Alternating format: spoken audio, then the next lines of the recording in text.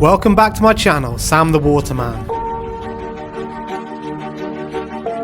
Part 2 picks up right where we left off, but this time we're heading out to sea. The first boat mission of the trip, and we've got one goal: find some bigger bass. We explore fresh ground, deeper water, and put the hours in searching for something special. The ocean doesn't give up its treasures easily, but that's all part of the chase.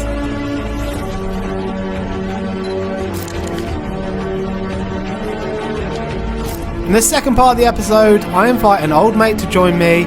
He's never been spearfishing before, and I take him out for his first dive. The conditions weren't ideal, but sometimes things line up when you least expect it. Let's just say it was a dive neither of us will forget. I'm Sam the Waterman, and this is my home.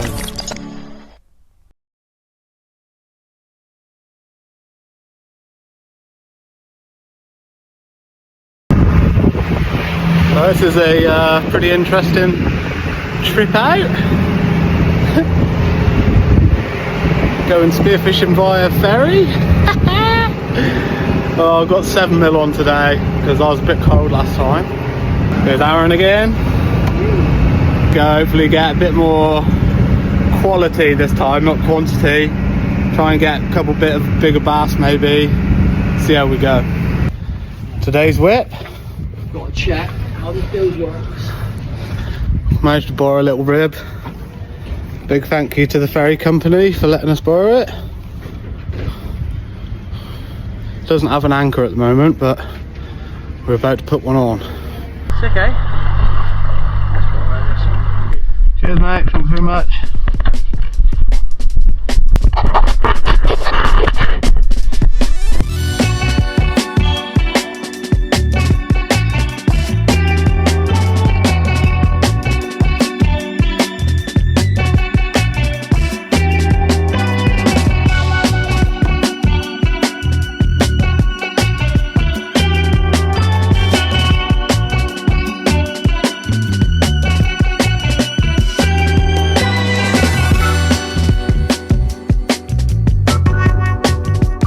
Unfortunately, the wild Cornish weather wasn't quite playing ball on this day. We had plans to go out to some of the deeper reefs, but the wind was kicking up, and especially with a small boat, sort of made it a bit of a no-go.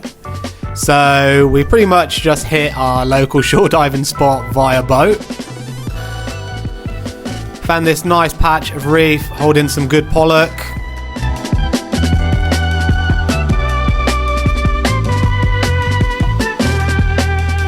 Unfortunately, when I pulled my spear in, the pollock turned into a nice big patch of seaweed. They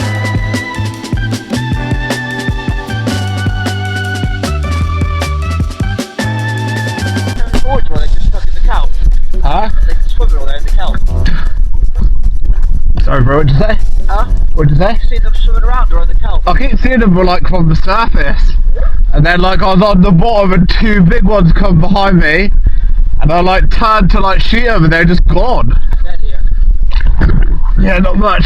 Better in there, but just not too far, but like in and out. So it's a really cool. We both decided that it was a good time to move spots and head a little bit further out towards the end of the headland.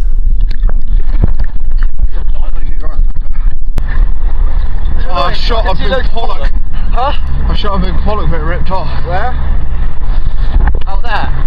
Like miles out there, yeah. It's in like 11. As soon as we got in here, we could see that the ground was better. You can see a nice school of bait there on the descent. As I hit the bottom, you can see the topography underneath the water here. There's a lot more pinnacles and the structure is just generally looking better. It wasn't long before I found myself a perfect looking gutter. It had a nice ledge overhanging with kelp, which made it great for cover for any oncoming fish. I spot a nice school of bass here, but they're a bit spooky and don't really give me a chance. However, if you hang around for long enough, sometimes these schools will come back around.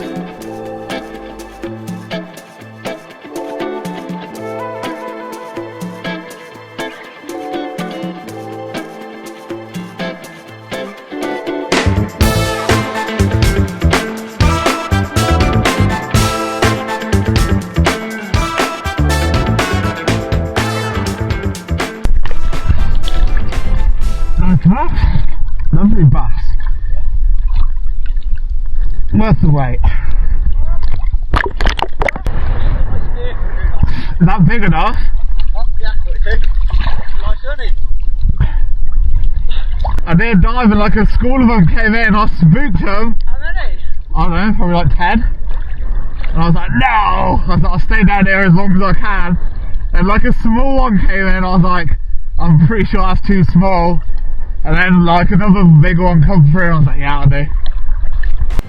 The legal limit for possession on bass is 2 per day. So much of the afternoon was spent in a similar way, seeing these medium-sized bass come through, but trying to hold off and wait for that big special fish. However, as the afternoon went on, I just kept seeing some of these smaller to medium-sized fish and didn't end up taking a shot.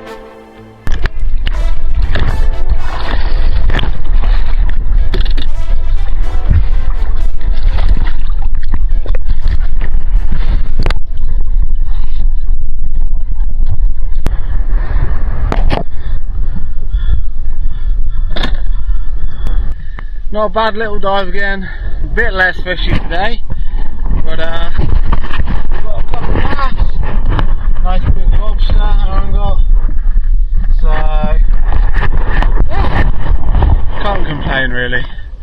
Beautiful day, what more can you ask for? I'm back on our way. Got a bit of an audience. Are you guys doing yours, Yeah, not a bad little day. There's the other back.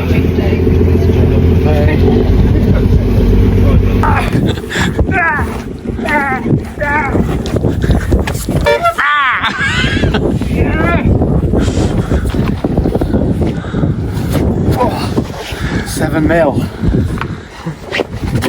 Cutting off my blood circulation. It's got Waterman down. What's that? That's your band, isn't it? It literally says it's imprinted, look, with a name. Waterman.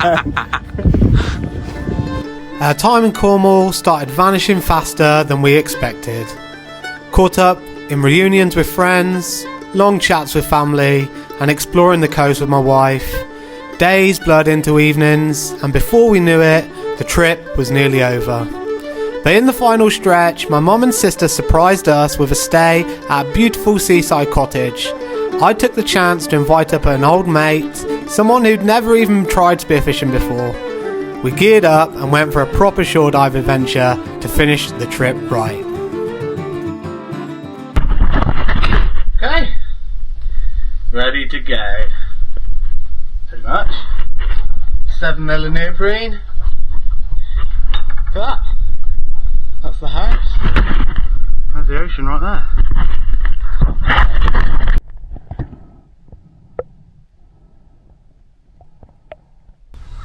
What am I doing wrong? Why does this snorkel let water in straight away?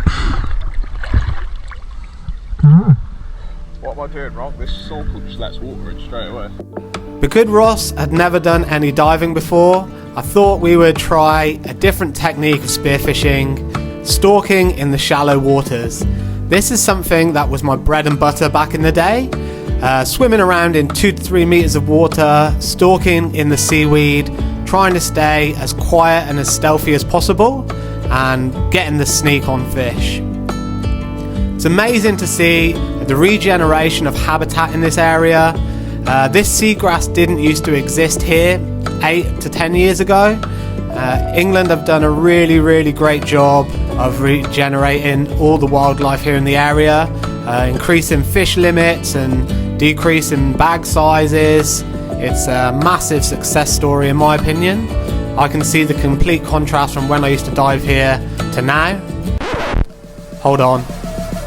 Is that a bass? That's definitely a bass.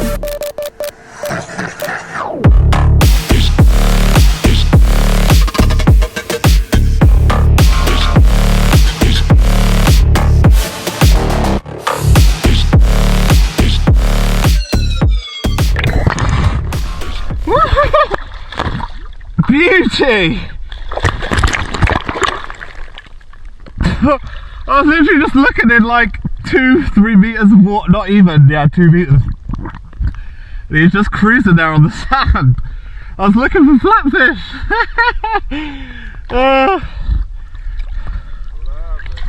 I remember, I used to think that spearfishing in England was hard, but honestly, this is so easy.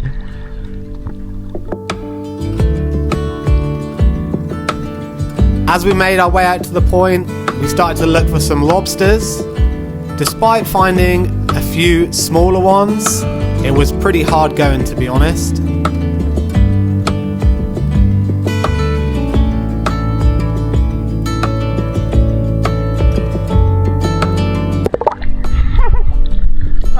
That's a blue one.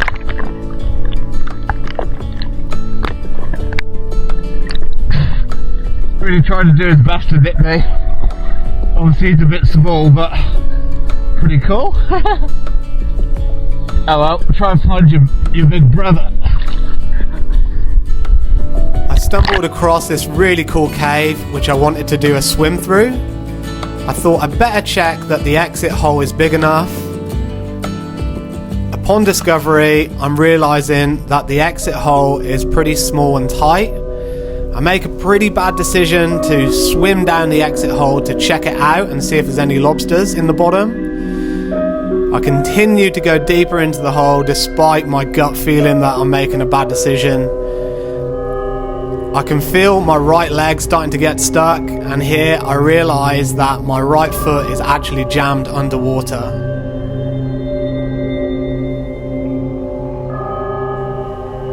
After a bit of a thrash and a struggle, I managed to get myself loose, but at what cost? Well, that's pretty interesting.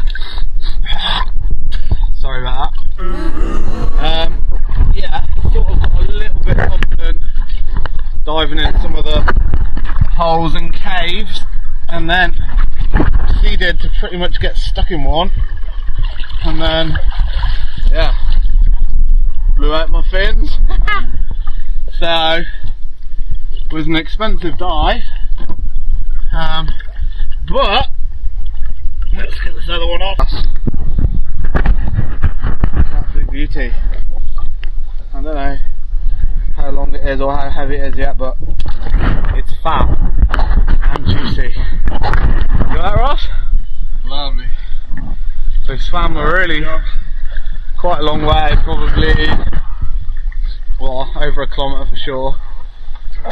Plus you're like sort of winding in and out the whole time. So it's going to be pretty tricky swimming back with a broken fin, so hopefully we can get out here up to the road and walk back. Not ideal, but this is spearfishing at the end of the day.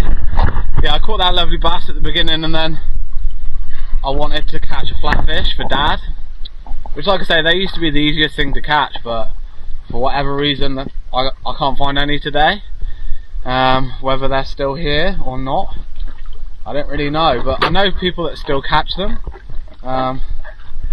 So yeah, maybe it's just my eyes aren't adjusted, but yeah, couldn't find any. Home safe and sound. It's a bit of a long walk. Not there, Ross. Beauty. Lovely bit of bass. Lovely bit of bass. Well, yeah, I was sort of thinking that we would get another session in, but it's going to be difficult now with only one fin. There we go. And just like that, our time in Cornwall comes to an end. From those chilly shore dives to the boat missions, from catching bass to sharing meals, this trip has been everything I hoped for and more. Seeing old friends, spending quality time with family, and getting back in these waters after so many years, it's really meant the world to me. Thank you to everyone who has made it special. You know who you are, And to all of you watching, I appreciate you guys too. If you enjoyed the journey, feel free to hit the like and subscribe button. It helps more than you think. Until next time, I'm Sam the Waterman, and this is my home.